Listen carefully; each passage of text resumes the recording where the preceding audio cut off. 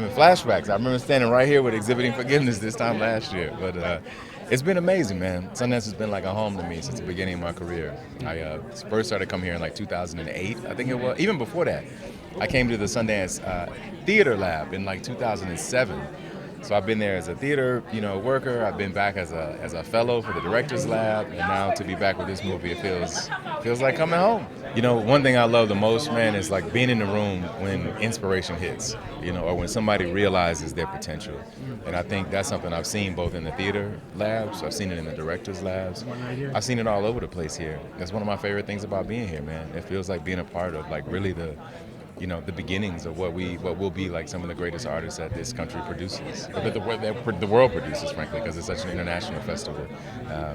And like I said, man, it feels like family, and it feels so good to have like an artistic home like this. So I'm so grateful to them that they keep inviting me back. I guess they don't want to get rid of me. So it was a real community effort, first of all, I should say. Like everybody in the cast are friends of mine. People who I went to, like Cassandra, we went to drama school together. DeWanda, Nicole, and I all came up doing New York theater together. So really, when we had the idea to make the movie, it was just me calling folks and saying, hey, would y'all come and do this? And to my surprise, they all said yes. And the same was true in the community. I live in Brooklyn, and so we didn't have a lot of money to work with. And so when we needed locations, I called up friends who had restaurants or coffee shops or houses that they would let us shoot in. And it really, like, everybody's fingerprint is on the movie.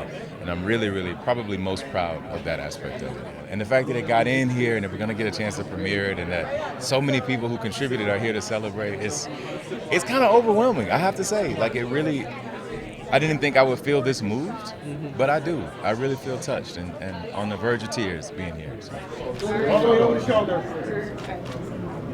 I mean, it's cool. It's a period right now where I think we need loving stories, we need lighter stories, and we need more sort of like relationships and nuance, and we're actually bringing something to the table that I think people haven't seen before. It's a little revolutionary to see like Black people just living and loving and hanging out and figuring out what their next steps are that aren't like, it's not about like civil rights or anything like that in particular. Nothing wrong with that, but it's a nice sort of departure from what we've been seeing of late. So yeah, I feel really good about that. Yeah, like making this felt like something I would have made back in Maryland in the 90s.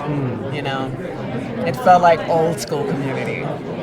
Something that I hope that very soon we all realize like we have to return back to a bit. So yeah, I think anything that goes into a film, like any turmoil, any all of that, I think it's just felt. Like it's like set, right? It gets into the fabric of what we're wearing and what's on the walls. So it's pulsing. Like that city specifically, thankfully, still has a certain identity and texture and culture where it's like it's still pulsing. Yeah. Even my character, who feels like the most grounded and adult, kind of like the grown up in the movie, even she is experiencing like this depth, like a real depth of uncertainty.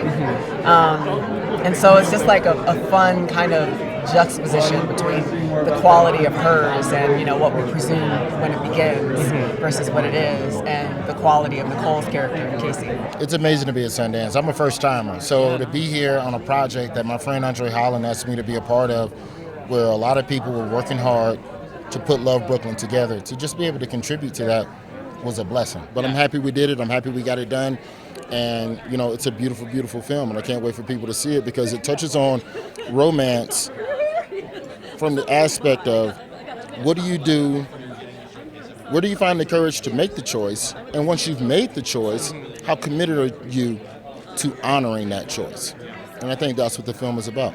Yeah. It feels amazing. It feels brilliant. It feels peaceful. Yeah, it's been a crazy ride, and we're finally here, and so many hands have been on this film, and so it just feels like a gift to those hands, and so I feel at peace. I think like most productions in the past 5 years, we had lots of stops and starts, and we were a low-budget movie. We had to be scrappy. Andre and I and all of our producers called in a lot of favors and friends, and yeah, so there are just so many hands on this. That's so awesome. We wanted to pay respect to the lineage of Black romantic films like Love and Basketball, Love Jones. But when watching this movie, I feel like it's going to feel like something that we've never seen before. So I'm excited. All right. For me, please. I'll take it.